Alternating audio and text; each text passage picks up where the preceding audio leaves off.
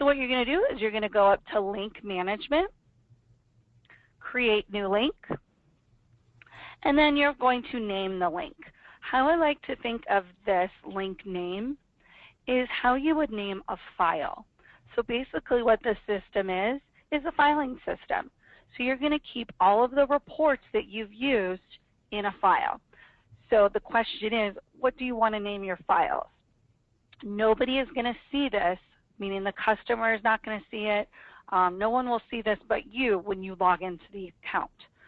So I usually suggest for your main account to name the link after the company or whoever the assessment is for. If it's for a training, ABC training session. Then that way, when you go in there, I'll just click on this file and there's all the reports that I've used. And it's a lot easier to bill as well because you'll know how many reports to bill for. Now for your marketing account, you may just want to set up a link with a report type in it. So for example, those of you who have come on recently, what we've started to do here is create a marketing link for you. So you will already have a link in your marketing account ready to use, and we've named it after the report type so that anytime you want to send one out, you can just use that same link since you're not going to be using it for the same company anyway. So I'm just going to say I'm working with ABC Company. Now, link description. The link description, the end user is going to see that. So once they click on this link, it's going to pop up with this just one-line description. So what should you put here? Again, that's up to you. What do you want your end user to see? Again, if it's for a training, you might want to say, assessment, training assessment. If it's for a sales meeting, if it's for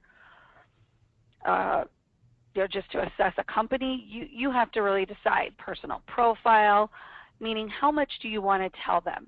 If you're using a certain report, the end user is not going to understand what a Talent Insights report is, so you might say behaviors and motivators assessment, just telling them what's in it. So it's really up to you.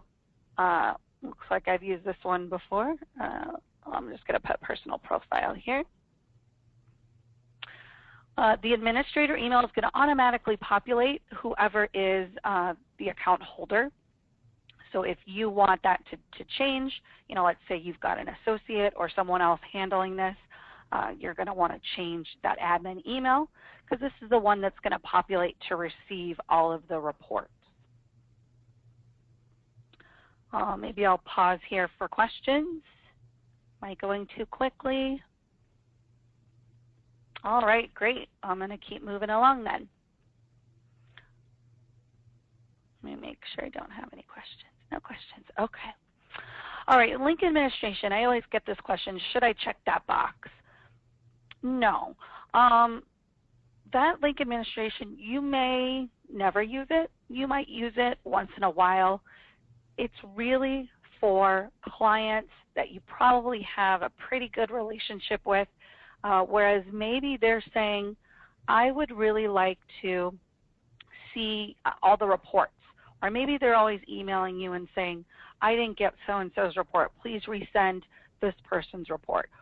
What it allows them to do is to see all of the reports in this link only. So you're not allowing them to go into your account. You're just allowing them access into the link to be able to download reports. And it will also allow them to create group wheels. So if you're one of those, for some of our longer associates, if you're one of those that like to charge for those group wheels, you know that they're free to you from us. We don't charge you for them, but some of our associates charge the end user. You wouldn't want to give someone link administration. They might figure out how to create those group wheels, and then you would have no way of knowing whether they're doing that or not. So definitely you want to be careful who you give the link administration to. So more often than not, you probably won't check that. The welcome message, excuse me. The welcome message is there for you to use should you choose. Again, you may use it more for your marketing. So if this was a marketing link you were creating, I would suggest using it to type a little bit about yourself, a little bit about your company, a little bit about the services you provide. Every little bit more information that you get out there is just more help to you. You don't have to put anything here. Some people prefer to put when they're to expect to receive the results. We know here at TTI we often get calls from the end user saying, I never got my report. Then this way, that helps avoid you getting phone calls. It helps avoid us getting phone calls if you let them know you will be contacted within 24 hours with the results, or maybe the company wants them to receive their report at the training. So just letting that end user know when to expect the results and maybe how much time to expect. About 10 minutes, probably 10 to 15 minutes for the DISC, and probably another 10 for the motivators. So if you're using that Talent Insights report, which we definitely recommend, you're going to probably suggest that they save about 20 to 25 minutes to complete a Talent Insights report. Then that way they're not trying to do it on the fly. So I'm going to leave this blank. You definitely can. You don't have to. Just to note, you can go back and edit it at any time. So if you decide later, I better add a welcome message, you can go back and edit these links. The next section is the reports section. So here's where you're going to choose what report you want to be on which link. Here's my suggestion. You can, let's say you have an organization that wants to use the Sales Skills Index and they want to use a behaviors and motivators. You can definitely add 2 reports to the link, but it just seems to kind of confuse people when they have too many reports to take. So I really suggest just using 1 report per link.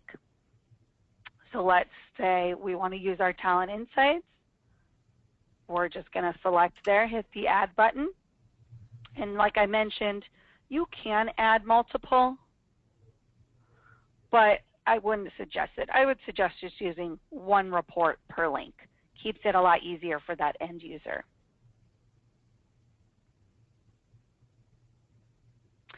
Next, these are our delivery and options. So what that means is how do you want them to receive the reports? Again, it's going to look exactly the same if you're in your marketing account.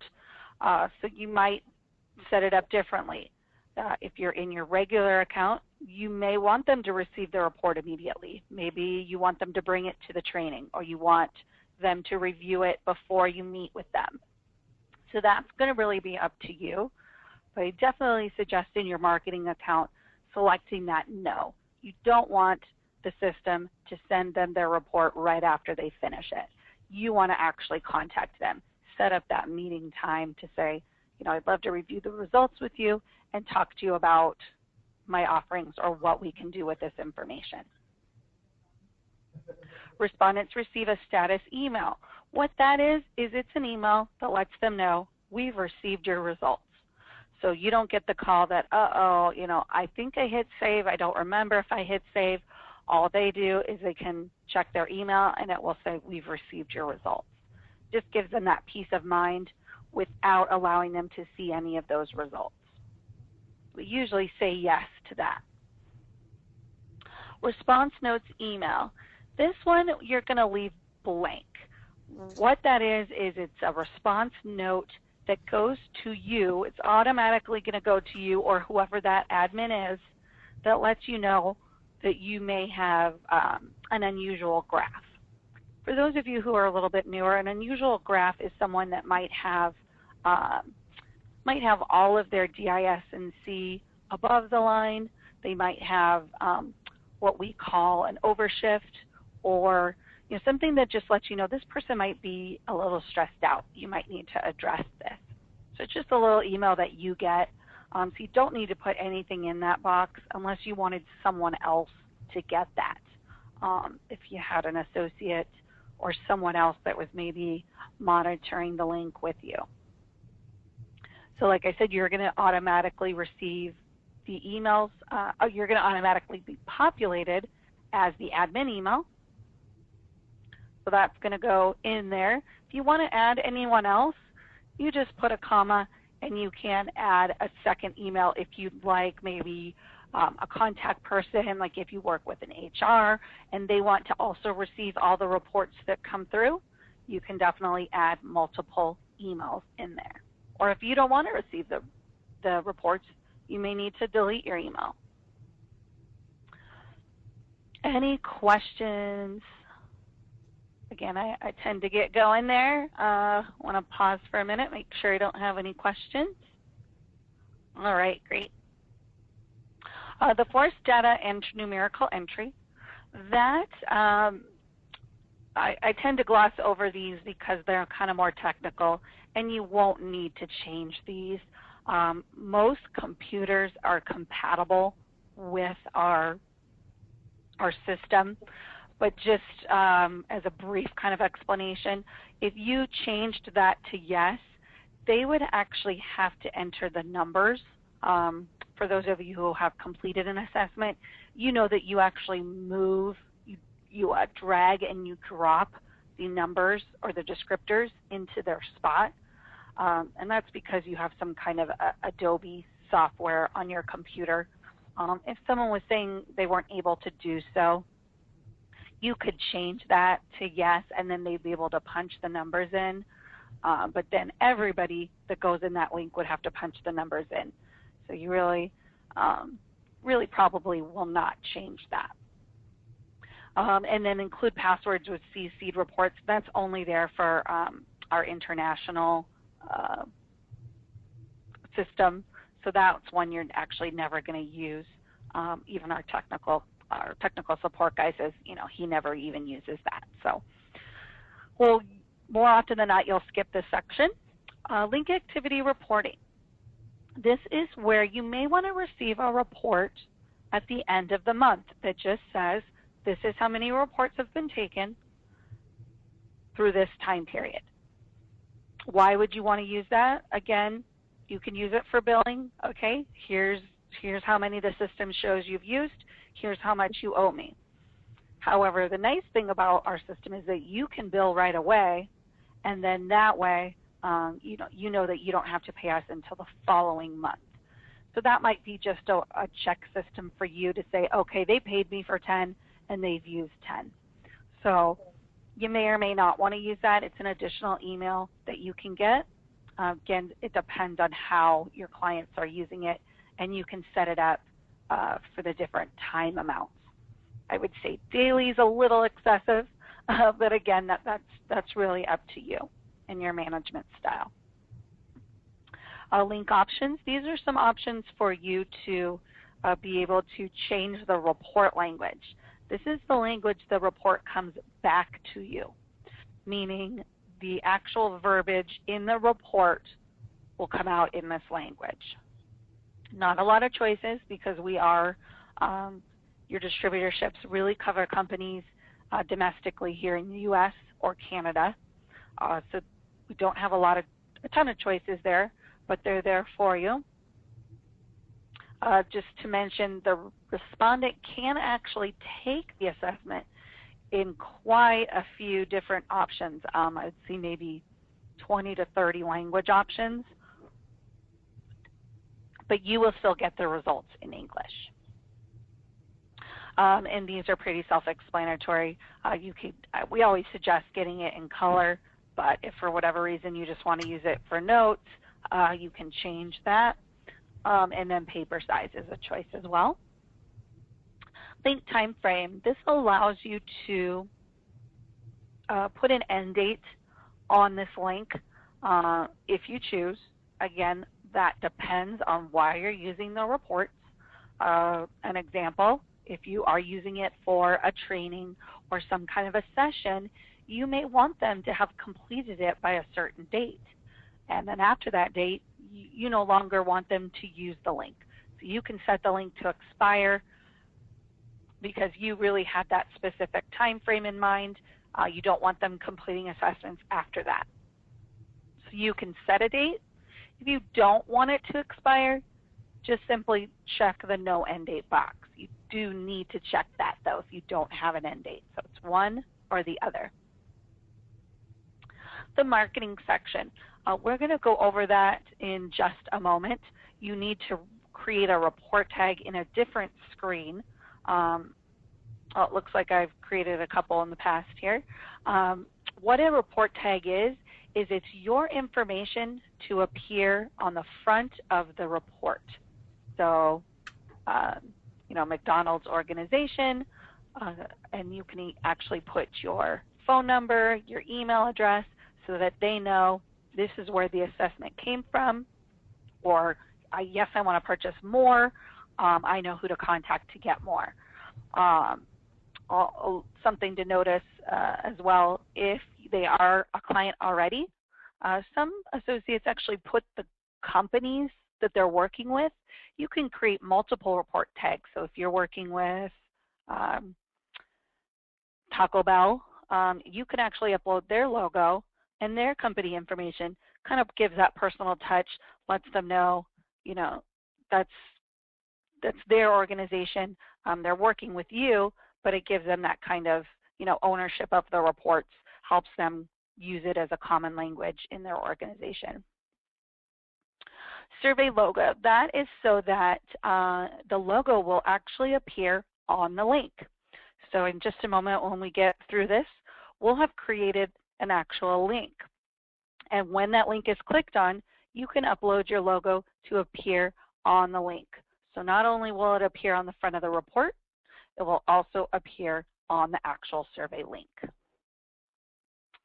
And again, I'll show you that quickly in another screen, as well as I've got directions for you to be able to do that yourself. So again, don't feel like you have to write down this information. I will send you directions after the call. Attachments. This is just a nice feature you may or may not use. You can actually upload documents to accompany the reports.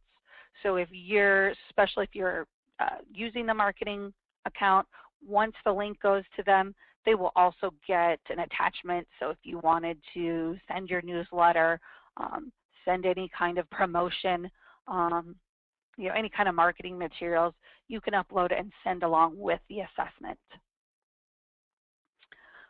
Return link. You can have the respondent be directed to a web page or a landing page once they've completed the assessment. Those of you who are not newer, you may have experienced in the past someone taking an assessment twice. That's because once they complete the assessment, it just takes them back to the beginning. And if they are kind of a high D or they're maybe going too quickly, they might actually go back in and take it again just because it directs them back to the front. Whereas if you use that return link, once they hit that submit button, it will direct them right to whatever web page you would like them to see. Then that way they won't complete that assessment twice. Again, you don't have to use that. Another way to avoid taking assessments twice is to create passwords. It's a little bit more work on your part, only because not only will you have to send the end user the link, but you'll also have to send them a password from the passwords that the system creates. So if you did want to create passwords, you would just simply check yes, and then the number. If you don't want to have to deal with passwords, you can also check no.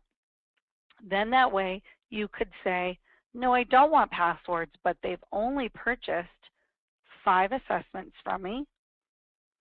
So I'm going to have the system disable this link, meaning no one will be able to use it after those 5 have been completed. So it protects you in that way too. It doesn't protect you for someone using it twice though. So if they take it twice, that just uses up your number of reports. So you do still need to monitor it in that way, but it does help you avoid having to use passwords. So different distributors or different value-added associates just have different philosophies on that. It's a great way to protect yourself from someone taking it twice, but it's not necessary as well we're usually pretty good about you saying, hey, I didn't mean for this person to take it twice, and we can help you out with that. Obviously, if you called us every other day, we might say, hey, you better start using passwords, or maybe give some better directions, use that welcome message, and really tell people to make sure once they hit that submit button not to go back in again. Almost done. Thanks for bearing with me. All right, let's see. I'll stop here for a second. I do have a question. Let's see if I can, there we go. Now I have a question about this return link. The question is, entering a URL into the return link section takes the user back to that URL after the assessment is done. That is correct. That's exactly what it does. So once they hit the submit button, it literally directs them right over to whatever web page you've sent them to. So it takes them away from TTI survey, in other words. Hope that answers that. All right, report page options. This will allow you to either turn on or off the little graphics that appear on the bottom of the pages. So we've got some suggestions there. All the ones that are turned on are suggestions, but you can definitely turn them off should you not want them to appear. For example, the notes lines columns, if you're not a coach, you may not need that little, the lines. What that is little lines will appear on the side of the report. What is that for? Taking notes. If you're doing a coaching session, the person might want to jot something down next to a certain page. So the little lines will allow them that. We have it turned off, but you can definitely turn it on depending on your purpose.